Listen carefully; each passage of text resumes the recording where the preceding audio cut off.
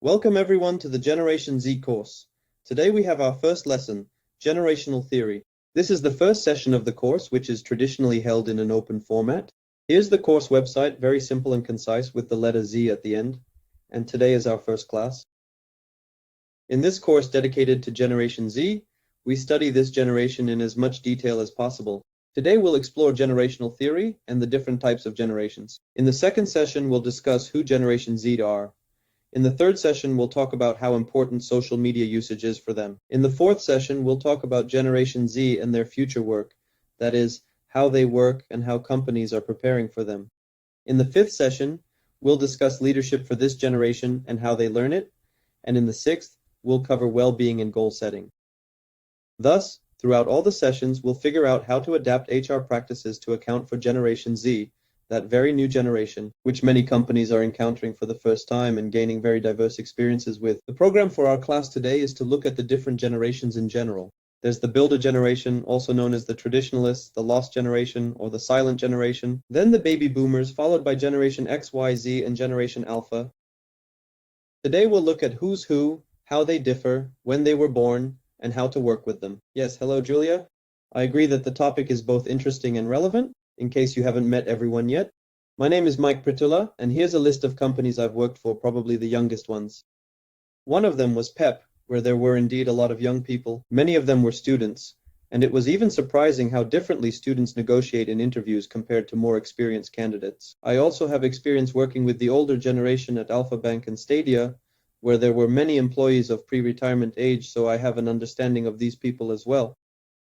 In my work, I rely on the world's best practices. Here's the list, and I'd be grateful if you could write about yourself, your city, position, and company. For those watching on Facebook, please write in the comments. It's not difficult. I work in such and such a position at such and such a company in such and such a city. As soon as you write, I'll read it out, we'll get to know each other, and the whole world will learn about you. It's all upside, really. And I'll also warn those who are already on the course. You'll have homework assignments with feedback, and completed homework is your path to getting a diploma. So let's start with some introductory information about Generation Z itself. Since our course topic is Generation Z, I decided to start by delving a bit into this generation, talk about it, and then look at other generations. How do they differ? So let's set the record straight. Generation Z refers to people born in this date range from 1995 to 2009. So today the oldest of them is 25 years old. Next year they'll be 26. This is already someone who could have been working in a company for several years. The youngest of them is 11 years old, will be 12 next year. This is not your employee yet, not even a potential one. But I think considering that your people start working in some companies starting from the age of 19, we're covering a 7-year span of these people who could be working in your company from ages 19 to 26. So we have Christina, who wrote Human Resources Manager at SGS, Kazakhstan. Okay? So what are the specifics of Generation Z? We'll be talking about this throughout the entire course. This is a generation whose lives are shaped by technology. They say about themselves that technology is essentially their brain. Yes, I want to warn you right away, there will be many quotes today. There will be many quotes today from representatives of different generations, because there are various studies, some articles, I don't know, but it's most interesting to refer to these people themselves. At the end of today's class, I'll mention a good source that analyzed what people say about themselves. When people talk about themselves through their own stories, it's easier to understand them. So, Generation Z says that technology is their bridge. This refers to the number of devices they have, how they use them, and how these devices have shaped their thinking. Because these people, we'll talk about this a bit later, grew up with certain devices, the basic thing we need to understand about them is that they are extremely tech-savvy. And the first conclusion a company can draw from this point is that if a company isn't technologically advanced, if it doesn't have any automation systems, no messaging platforms like Slack or Microsoft Teams, no team collaboration systems like Trello or Jira, if a company doesn't have any other systems, if it's still using old Microsoft Outlook and nothing else, such a company is not interesting to Generation Z. In other words, it won't last long. This situation won't continue for very long. Let's move on. 9 out of 10 Generation Z members use screens and spend more than 10 hours a week in front of screens, even those who are still in the cradle. They all use technology, and it's technology that largely defines Generation Z. For Generation Z, there are no boundaries between online and offline life. It's important to understand this. For them, online and offline are the same life, one flows into the other. They can communicate online, immediately switch to offline, and then go back online again. They transition between these states very easily. For them, their phone, many of them use iPhones, is the center of their lives. They often cannot imagine life without a phone, and they can be somewhere offline with people, but at the same time immediately check their phone, go online if they get bored or if they receive notifications. They do not switch between modes, they are in both simultaneously. Therefore, companies that can interact with them as much as possible through their own phones are the most interesting to them. Companies that use various applications, including those available on phones. For example, an application or system like Workplace. I think many people know that Facebook, besides Facebook itself, has a product for corporate clients. This product is called Workplace. It is a corporate social network for companies. For Generation Z, having this kind of corporate social network is a direct sign that the company is adequate and normal. So my next question to you is, if your company uses Workplace, put a plus sign. If not, put a minus sign. Both those in the chat and those watching on Facebook, do not be shy. You can put a plus or minus in the comments there too. Even if you are watching a recording on Facebook, still leave your response. People who watch later will see your answers. Let us see. If someone, for example, my first encounter happened in gaming. I just cannot remember if it was the end of 2015 or the beginning of 2016. They were instantly on the list of companies that were among the first to use Workplace. That is, they were one of the first. Back then it was us. Now I am speaking. Okay, I see a minus. Christina writes that her previous company gets a plus. Great. All right. Let us move on. Generation Z needs to be studied. We need to understand what is known about them. For example, they love all kinds of memes, but memes only live for about a week. Next. It's very important for them to always be connected to their network. Try taking their phone away and you'll see how difficult it is for them. Furthermore, the word work should be synonymous with pleasure for them. In other words, they won't work if the job doesn't bring them pleasure. Leadership for them is about attitude, listening, collaboration, and empowerment, not commanding and demanding. That means they won't work with an autocratic manager. Becoming an Instagram blogger, TikToker, or YouTuber is a goal for many of them. These are their role models, they believe in this. Next, they want real offline relationships, but they often lack the knowledge of how to create them. This strongly characterizes Generation Z. They are very technically advanced, but their soft skills suffer. In terms of interaction with the company, they can teach the company about technical issues, but the company needs to teach them soft skills. Where they really struggle is with their soft skills, communication, and others. Take memes, for example. They don't live by memes, but they're interested in everything fresh and new. Anything that's not fresh or new is already old news to them. So if you want to joke with Generation Z, you need to work with fresh sources. Here are 2 website links where you can find fresh content, DTF and Peekaboo. Let's move on. So what does Generation Z say? About Generation Z, I assume that what I'm telling you today might cause you to feel dislike, maybe even disgust, rejection, or anger. You might think, what a terrible generation. They're always with their technology sitting on the internet. They're really called lazy, physically unhealthy, and sedentary. They have mental health issues because they're glued to their screens. They're narcissists and so on and so forth. They don't learn.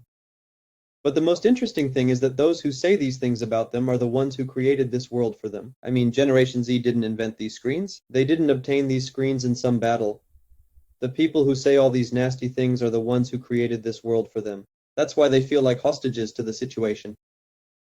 They've been thrust into this world and they're told, listen, you're so bad. When we were your age, we used to go out and play. When we were your age, we weren't glued to our phones, we played soccer. And those people who say these things forget that they're the ones who invented these phones, Facebook, and so on. No, we've gotten used to it and realized it's reality. We don't talk about them that way anymore. Yes, that's good. And what's most interesting is that every young generation suffers from such accusations. If you've read Fathers and Sons, even there this intergenerational conflict is described. It was written a long time ago. So let the habits of the new generation not be something unusual or shocking to you. This is their world, and you too lived in a different world compared to your previous generation. Well, we're going to get familiar with this today. That was an introduction to Generation Z just to get us started. Today we're going to talk about generations in general. What is a generation? What is a generational map? A generation is essentially a sociological group of people who were born during a certain period of time. There are people who challenge generational theory who say, there are no generations, all people are the same. But that's like saying, there are no people who enjoy fishing, no overweight people, no athletes, all people are the same. Well, of course, everyone is the same, but nevertheless, sociological groups do exist. Every person belongs to some sociological groups. Generation is another sociological group. It can't be ignored. The sociological group called generation is formed under the conditions of the events in which they grew up, those technological changes, demographic realities, and so on. Everything that was happening around them. It shapes them. We can't ignore that environment shapes a person. It's foolish to do so. They say you're the average of the 5 people closest to you. I grew up in such an environment. The environment shapes you. And obviously different generations grew up in different environments. So although stereotypes might be exaggerated in some cases, people can be of the same generation, but not quite fit the description of that generation. There are always exceptions, but exceptions only prove the rule. Now, what generations exist? So traditionally, this set of generations is identified. It's often considered that any generation spans about 15 years. So there's the builder generation, or the silent generation, or the lost generation, also written in English. These are people who were born before 1945. Most likely you won't meet people older than these in the workplace anymore. These people are already 75 years old. It's hard for me to imagine someone older than 75 still working. Next, there's the baby boomer generation. They were born between 1946 and 1964, respectively. Then there's Generation X and Generation Y. I think many of those attending our webinar today are Generation Y.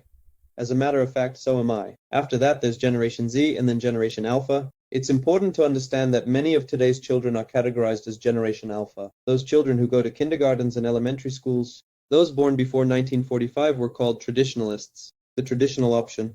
Traditionalist, whether male or female. There are various alternative names. Today we'll examine these types of generations. We'll try to understand how they differ. Ludmila wrote that, yes, I think most of today's viewers are from Generation Y. Let's now study these generations. How do they differ? So they're called builders because that term fits them best. They were born before 1945. These are the people who built most of the infrastructure, most of what we have now. By institutions, I mean not higher education institutions, but government institutions. These are people who built things to last for centuries. If they did something, they did it for the long haul.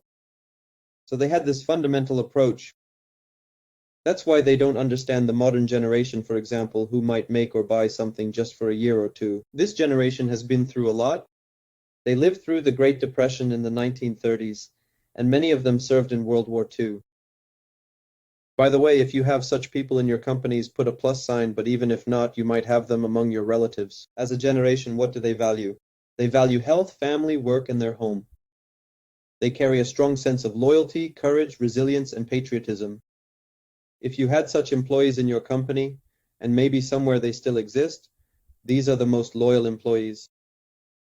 They live by the principle of cutting your coat according to your cloth. They were financially very constrained, so they are very focused. They are loyal, and family is very important to them. So Julia writes, I'm Y2. Just 2 years ago, everyone was talking about millennials, and now they're already talking about other generations. Yes, that's true. We discussed millennials. About Z. Here actually are the conditions in which they live. This was the Depression period when it was impossible to find work, when people got food on ration cards, received free food if they were unemployed. These were the conditions in which they lived. That is, they experienced quite a lot of hardship, and therefore any job was a great honor and a great joy for them. If you have grandparents of this age, they probably feel the same way about it. And we're talking about events in different countries around the world. I'm not going to name any specific country. Let's just say that every country had its own troubles in the 1930s. In some places, there were certain events that I don't even want to name. In other places, different ones. Interestingly, this generation grew up when all the technologies we have today were emerging, so they can even compete with Generation Z. In their era, radio, television, military equipment, sound systems, and new materials appeared. That is, even during today's generation, so many things don't happen at once. They truly saw a lot of changes. Before them, it was one thing. During their time, it was another. Let's move on. The next generation is the baby boomers. It seems to me that for many, these are their parents, and in companies, these people may not necessarily be more common, but these people can work in companies that were born in these years. They call themselves the lucky generation, raised by parents who faced war and financial struggle, and when they were born and living, financial prosperity was already coming, because after the end of World War II, things in the world started to improve, and people felt better. These are people who grew up during the time of Woodstock, major festivals, and the Beatles. They smoked pot, they're hippies, flower people, it's miniskirts, it's women's rights. In general, these people may be great moralists today, but their youth was very turbulent. They allowed themselves a lot of freedoms. Here's a photo from Woodstock, hippies and all that. This shows the conditions they lived in. Why are they boomers? Why are they baby boomers? Because after World War II ended, exactly 9 months later, there was a sharp increase in the birth rate. Many people were born, there was a population explosion, and that's why they were nicknamed the baby boom, because during the war, obviously, there was a decline in the birth rate. There's a concept called the fertility rate. It's calculated as the number of babies per woman. This rate increased worldwide, and the times were good as well. People experimented a lot, started businesses, not everywhere. There was the Soviet Union with slightly different conditions. Nevertheless, the culture still seeped through, and from one side to the other, so baby boomers were everywhere. And their environment was quite optimistic. They witnessed booms in the economy, business, and an increase in the standard of living. This applies to many countries. Improved well-being, but the parents who raised them, who had experienced troubles and sorrows, strongly influenced them. That is, they were raised with an emphasis on hard work. They saw that everything they have is the result of hard work, that it doesn't come easily. And that's why it's in their values. So they are also very focused on work, on their careers. They value work. They won't allow themselves to frivolously change jobs or quit just because they argued with the boss. So these are very hardworking people, real workhorses. Many companies are lucky to have them. Accordingly, more precisely, although they themselves were boomers, the result of increased birth rates in their time as they were growing up. The birth rate, on the contrary, was decreasing because there were many divorces and various contraceptives began to appear, and consequently the birth rate began to fall. This is also a photograph from one of the festivals, so their times were very turbulent and very interesting. The next generation that came after them is the generation born from 65 to 79. For some of you, these might be your parents. For others, these are uncles and aunts, that is, the younger siblings of your parents. For some, these are your older brothers and sisters. Think about these people, draw analogies. For many companies, this is the generation of executives, chief executive officers, chief financial officers, because most often people of this age occupy leadership positions. That is, many companies today, if we're not talking about modern, innovative information technology companies and startups, classic businesses like banks, insurance companies, retail, and so on, they are managed by them. So from a human resources perspective, it's important to understand what Generation X is and why they manage the way they do, why they're not like Generation Y, for example. So here's what they say about themselves. We are descendants of parents who saw their parents go off to World War II and go through the Great Depression. So as we grew up, we were taught to value and cherish everything we have. And indeed, from many perspectives, they are conservative with very well-developed critical thinking. Baby boom, well, different sources give different dates.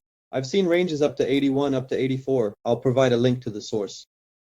Yes, there are different approaches, but the source I'm using today, in addition to sharing some of my own thoughts, states these specific years. Accordingly, these people were taught to respect bosses and older people, and they were brought up that way. They accordingly treat younger people a bit condescendingly, not because they're arrogant, but because they were raised to believe that a person who is older has a higher status. At the same time, they value loyalty and respect. They did to some extent rebel against their parents because they grew up in slightly different circumstances and tried to be distinctive. For example, Apple's famous 1984 advertisement is a sign of rebellion that was popular during Generation X's coming of age. I think you might have seen this ad on TV, or more accurately on YouTube. This characterizes them. In other words, Generation X would have liked to be like the generations that came after them at some point. What else is interesting? Generation X is sandwiched between two more prominent generations that have experienced many changes. For a large number of them, there weren't many changes during their formative years. And that's why some call it a lost generation, because they grew up between two generations that experienced far more life changes. But what they definitely remember, and remember very clearly, is a world without the internet. Because when they were growing up, none of that existed. They grew up in a non-internet world, unlike Generation Y. However, the internet did emerge during their lifetime, and they had to adapt to it. That's why Generation X is technologically savvy, more out of necessity than by choice. What distinguishes this generation?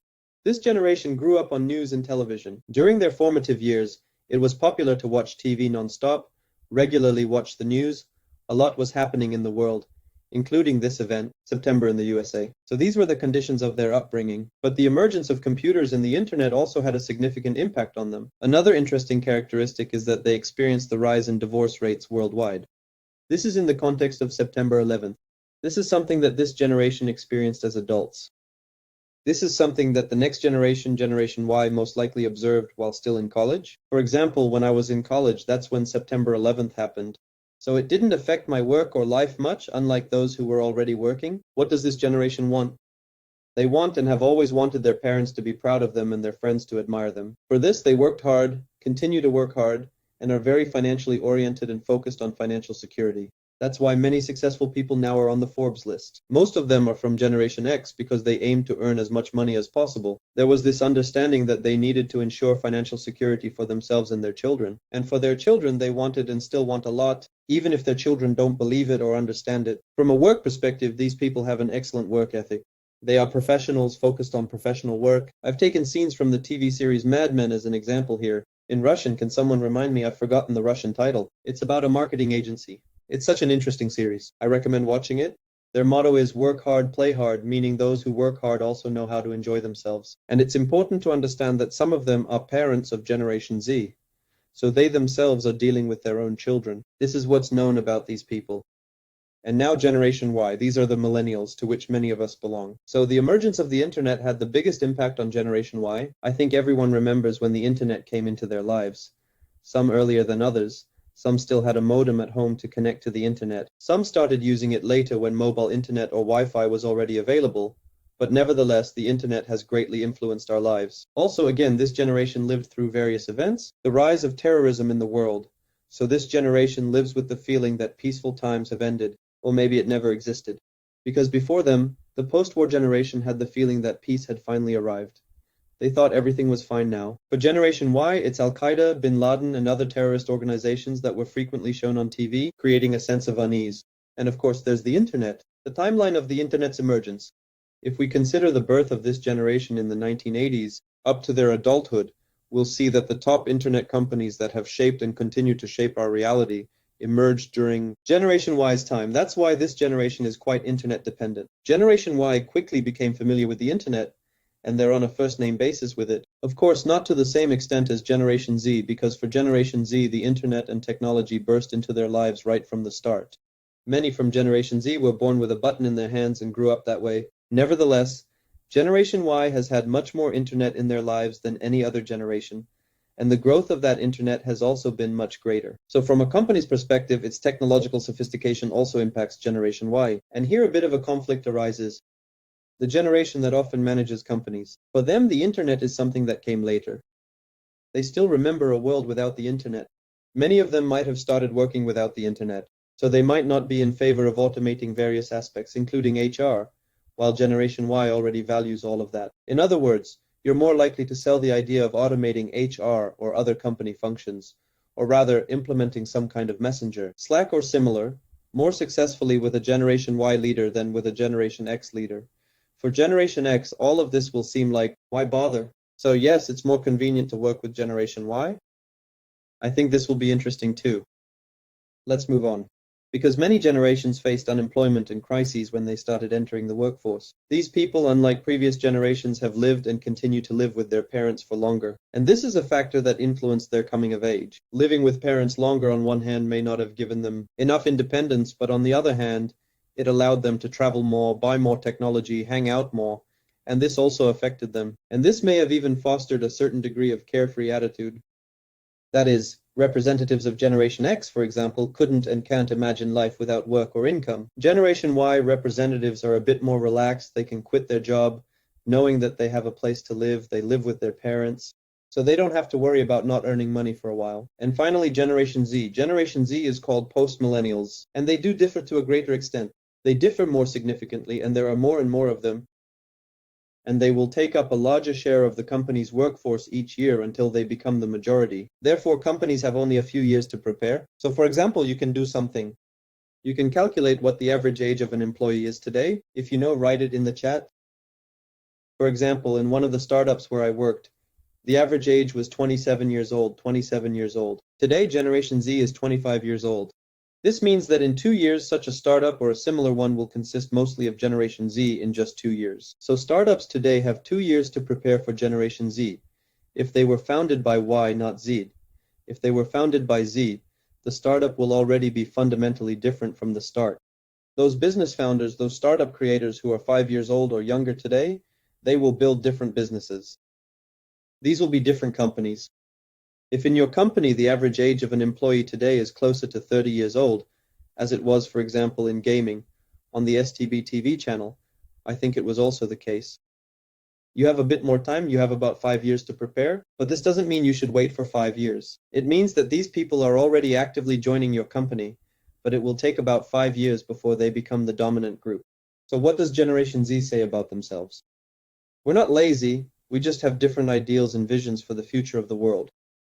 We're under a lot of pressure to be the best, and our lives are in constant competition with us. But it's true, social media constantly pushes them to compete for likes, followers, and so on, comparing their photos with those of their friends. Technology has replaced many of our physical interactions, and as a result, mental health is suffering. That's also true. So, for example, issues like dealing with stress and burnout in the company are what many HR professionals will face when Generation Z becomes dominant. Because many studies I've seen suggest that Generation Z suffers much more from stress and burnout than the previous generation. They are less resilient, but they're full of great ideas that can be adopted. So if a company wants to be innovative and modern, for example, then Generation Z is the generation that this company needs. And it's the TikToker generation, as they also say. Here's a joke about Generation Z. It's a universal joke, but I think it applies to Generation Z in many ways too. I recently posted this in one of the groups. Why is it that when my boss asks me how I'm doing on Monday morning, I want to tell him that I left work early on Friday, then we had a great time at the bar on Saturday, I was hungover, and on Sunday we went to the sauna with the boys. But no, he's only interested in how many candidates we found for the job opening. This is what characterizes Generation Z. For them, work is just one part of life. Ludmila asks if we can assume that this generation is more open in communication than Generation Y. Definitely yes, they're more open online, but not in face-to-face communication. Generation Z has less developed offline communication skills compared to other generations. I'd even say that Generation X is likely to be more sociable and persuasive than Y and Z. We'll discuss this further. Generation Z is the generation that avoids face-to-face communication and phone calls. They prefer to text rather than call. So Generation Z is a significant generation, considering that the world's population today is about 7.8 billion. They currently make up almost a quarter of the world's population. Many of them are still children, meaning they haven't entered the workforce yet. But as soon as they start entering the workforce, they'll quickly become the dominant group in the workplace. While this generation is considered digital natives, Generation Z is a generation where the boundaries between offline and online have blurred. While previous generations encountered technology for the first time, for Generation Z, technology is as natural as breathing air. Moreover, Generation Z is creating the most global youth culture, connected by a large number of platforms like Facebook, Instagram, Snapchat, TikTok, and a wide variety of online games. They communicate a lot on various messaging apps, and you could add many others to this list. So that's about Generation Z. What are their characteristics? This is the largest, most technologically savvy, socially networked, and globally connected generation in history. These people are connected all over the world one way or another. They don't even need to know English thoroughly. You know that Facebook has a translate button, and Facebook automatically translates content into your language. If there's no translate button, you can still translate it into another language. That's why translation technologies are developing rapidly now. Interestingly, people say they're stupid, that they don't learn. Back in our day, we knew logarithms in school, but they can't do math without a calculator. On one hand, maybe that's true, but on the other hand, it's believed that they will be formally more educated because they have access to much more education, more courses, more free courses, and more information than any other generation. And again, we're talking about the majority. We're not talking about any specific individual. That is, where previous generations did not have access to information in schools, at the institute, or anywhere else, due to the fact that they lived somewhere in a small community. In Generation Z, it's access thanks to the internet phone that's emerging. By now, the internet is already starting to show up in the most remote corners of the world. In India, for example, a lot of kids are getting the internet, there's some computers popping up, an insane amount of charitable missions that supply technology. Therefore, Generation Z will be one of the most educated in the world, and they will last long enough. The youngest Generation Z will not retire until at least 2074. In general, Generation Z is the generation to work for. What characterizes them? They would rather Google everything than memorize it. For some reason, many parents complain, and many supervisors do too. That Generation Z is not good at knowing things, not good at remembering things. They don't have an attitude to memorize. They have a rig, I can Google it. What's more, they use voice assistants. Interesting fact? Today's Generation Z and then Alpha, they use voice assistants than the previous ones. I mean, it's even easier for everyone to say, Google, find me some information, and find it. So many school programs are designed for memorization, not success, but that doesn't make them any less educated, because the ability to find what you need to be able to process it and apply it correctly requires no less strong mental ability than the ability to simply memorize. That is, Memorization is only one of the functions of memory, not the most important. Much more important is analyzing, making decisions, solving complex problems, and so on. Let's move on. This generation is very much influenced by that. Let's get back to memorization. It's the same in companies. Now it's starting to write how to make sure people read our policies. We have a 50-page policy and no one reads it. But here's Generation Z won't read the documents. That's why I say in my courses that for Generation Z, documents should be no more than 3 pages long. They don't understand why they need to read 50 pages when they can find this Zagug search at any time. Why read out so much information? So a company that wants to communicate something to Generation Z, it has to very much compartmentalize the page minimum. Here's how to excerpt video tutorial give. Thank you. I just want to look for it. Offline training won't work for them. That is, it's impossible for them to sit through 8 hours of training and listen to a trainer. Webinars of 5 minutes, please. A 15-minute video is even better. 3-minute videos in general are a beauty. So in terms of personnel management, we're generally familiarizing ourselves with generations today. We have a focus on HR questions will be in the next sessions more targeted, and how do we set goals for this generation, and how to motivate him. That's the next thing to go. For now, our goal is to generally get to know each other. So here's the specifics. Very media influenced and therefore hard to keep attention. So these are people who can't sit still for long periods of time and concentrate on something for long periods of time. Next, they're really screen dependent, constantly distracted, so you have to work with them in a way that is tailored to them. And it's difficult, given that most companies have rules like going to meetings without gadgets, without cell phones, which is contradictory along the lines of Generation Z. Come Generation Z to meet, sit for an hour socializing, attention span is low, depending on the screen is high. I mean, they're much more generational, much more. A laptop broadcast? Zoom, for example, preferably short, not an hour, 15, 30 minutes, or better yet, a chat room meeting will be suitable. Meeting and chat, asynchronous communication or live or synchronous, then it is better to correspond. That's what it's like on messages, they communicate. And for the company, that means learning, that's how to work with them.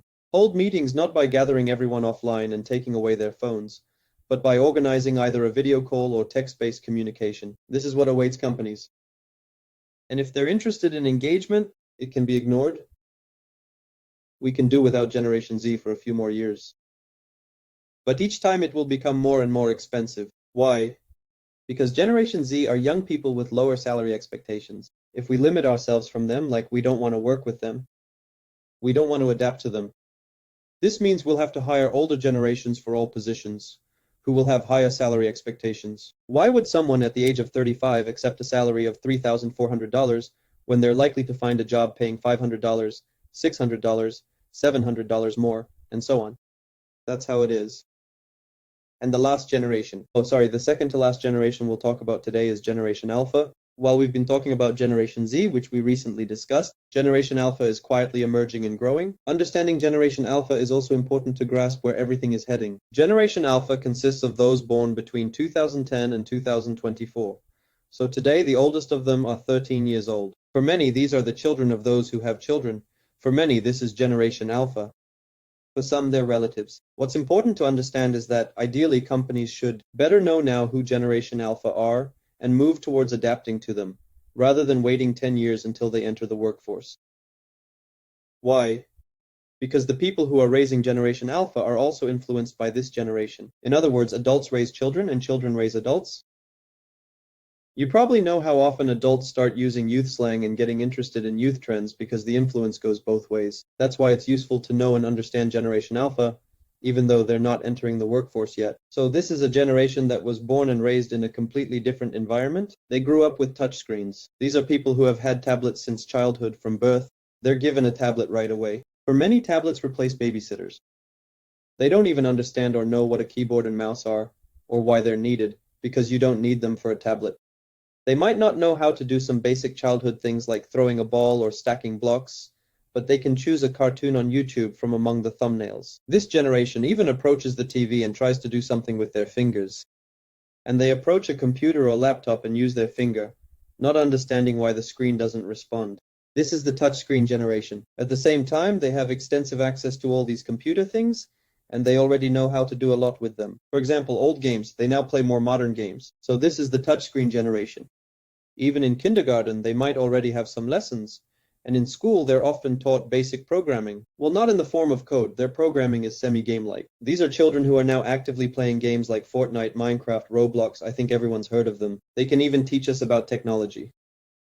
They can teach programming because their school curriculum is already starting to include this kind of game-based programming. Those who know these games, for example, know that there's a whole world in which they live, buy houses, run businesses, and interact with other participants. It's a whole universe in which they're growing up. It's a very unique generation. And the generation that will come after Generation Alpha is Generation Beta, born in 2025 and beyond.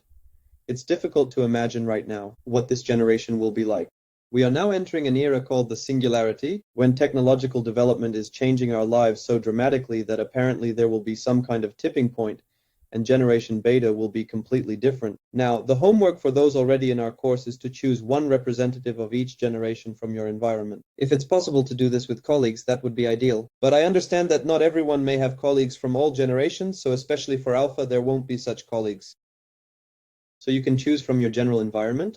Describe the characteristics of these people. First of all, focus on the characteristics that distinguish them from each other, from generation to generation. Write that Generation X has these specific characteristics in this person. Generation Z values authenticity. Julia didn't quite understand, please clarify. And here's the list of generations to describe, starting with the builders. It's possible some of you don't have grandparents of that age. In that case, maybe recall what they were like when they were around and how they differed. And then all the other generations. I will repeat as much as possible, try to focus on people from work. That is, if these people are at work, describe them. If you have a choice between someone at work and someone in your family, it's better to describe the person from work. But if there's no representative of a particular generation at work, it's okay to describe someone from your family. Now, regarding sources, from everything I have seen about Generation Z, and I have studied it a lot, I have been studying it for many years, probably first got seriously into it about 5 years ago, when they were just starting to enter the workforce. I have done research, read books. The book that was written is called iGen, which I think is the most accurate and most interesting. Moreover, this is one of the books that is in the top 20 most recommended books for modern HR professionals. Julia's question. I have read about them that they don't try to present themselves as better than they are compared to millennials. In this regard, it's not quite like that, not quite. They just have different scales of what's cool. Different scales of what's considered better, that's all.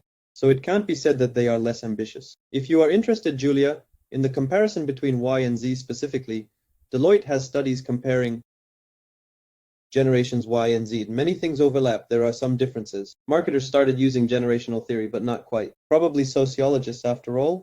From the point of view of interest, marketers show the most interest, because for marketers, it's a different way of influencing people to make purchases. Next, I suppose, comes HR. Further, sociologists study it while marketers use it and politicians use it too. Look at how choices are made now. Yes, everything happens on Facebook now. I think it's marketers as they look at what they can buy. Well, look, marketers have the biggest budget to study and influence Generation Z. HR and politicians come in second place. They also have a big budget. So probably marketers, HR, and politicians are the three categories that are most interested in generational theory. This concludes today's session. In the second session, we'll study Generation Z even more deeply. And then in other sessions, we'll look at it from different perspectives. How to structure various things to work best for Generation Z, because many things we know how to build for Generation Y or for Z require adaptation. That's our plan. This concludes today's lesson. If you have any questions, please write them down.